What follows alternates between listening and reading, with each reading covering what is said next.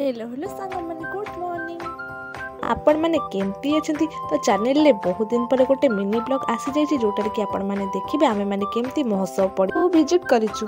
सेति शीघ्र शीघ्र क्लास करी आमे माने जाई पहुंची जाइथिलु महोत्सव पड़ी। डेकोरेशन देखि लागुचे बस महोत्सव बहुत धूमधाम रे पालन हेबो। प्रथमे आमे माने विजिट करथिलु महाप्रभु श्री जगन्नाथंकर एक क्राफ्ट आर्ट को जोटा कि बहुत सुंदर हेथिला। एवं तापर आमे माने प्रभु श्री जगन्नाथंकर दर्शन करथिलु। सर्वशेष किछटा फोटो भिडियो उठे प्रभु श्री जगन्नाथ पाखे जय जगन्नाथ कही आमे माने प्रभु ठारू विदाय नहीं। दिन बेला मेला बुलवाक आसीथिबारु प्रायतः दुकान गुड़िक खोली नथिला।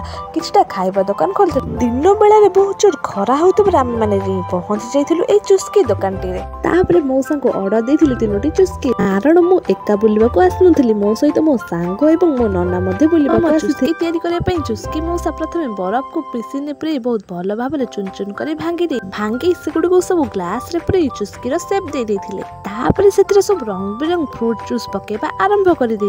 Orange green yellow black red पके मो पे गोटे छोटो रेनबो तयारी करि एवं सर्वशेष मो हाथ रे धरि देथिले। सर्वशेष मो मो चुस्की वाला मिनी रेनबो को टेस्ट करथिल जोटा कि बहुत टेस्टी थिला एवं मो नन्ना मध्ये टेस्ट करथिला एवं मो नन्ना को मध्ये बहुत टेस्टी लागिथिला। चुस्की पी साइला परे आमे माने जाइथिलु गोटे स्पेशल गुपचुप खाइबा पई।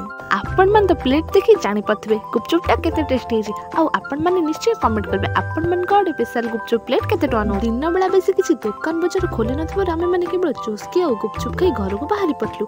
तो वीडियोटी जदि आपण मान को भलो लागिथा चैनल को निश्चय सब्सक्राइब करबे आ कमेंट कर जणाइबे आपण को केमति लागे।